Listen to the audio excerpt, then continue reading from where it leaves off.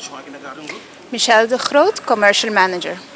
Dari pa singkor po sa halport ni Garden Group. Pakita sila kung dapat digit. Bom maneira você sa já domingo o dia 1 de junho nós temos famoso Walk and Run de 9 edição e nós abrimos elenco para semana passada caminho da tour participante para registrar e desde hoje manhã e outro manhã nós temos o dia de pago e de pick-up de shirts não. Nos oficina nanta abrir de 5 para 9 horas especialmente para tours que está bem paga e buscam um shirt. De quanto episódios aqui dá de você Walk and Run? Sa de 9 viajes que nós organiza e Walk and Run, nós começamos a stop por rato para COVID, pero nós resume ano passado, então é hobby popular na Aruba, então a corrida é hobby grande. Você tem candidato máximo que você chega ou você não tem limite? Nós temos limite de 2.000 gente. E me avisa que nós está chegando, então é importante se não quer registrar ainda por vai o link riba nos myguardiangroup.com, então nosso website, e não bota o link, bota pré-registrar e se a web te conhecor manhã 5 para 9 off já webs, bota passa a oficina, então bota paga e bota o shirt. Já webs não por inscrever mais.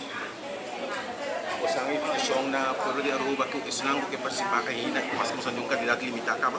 Sim, seguro. Nós estamos invitando a gente que não registra ainda, vai para myguardiangroup.com, bota o link com a registração, e não bota pre-register, e não bota passa nas oficina, se a web que não é bom nós tem, já razão, off já web 5 para 9 bota hasibo pago, recebi bo shirt e bo beb, e já domingo clapa ris. Mas para também agora com inscrição, não inscrever aqui na busca por t-shirt que estamos em diferente Bali. Correto, sim.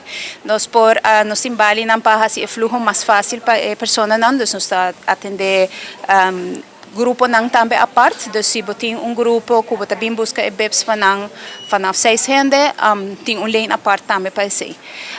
Me quer mencionar também que nós temos 2 distâncias, desde já domingo nós temos a distância de 6 km, essa é para walkers e runners, então se você cana, essa é a distância que você escolhe, por correr claro também, e nós temos 10 km, essa é para runners solamente.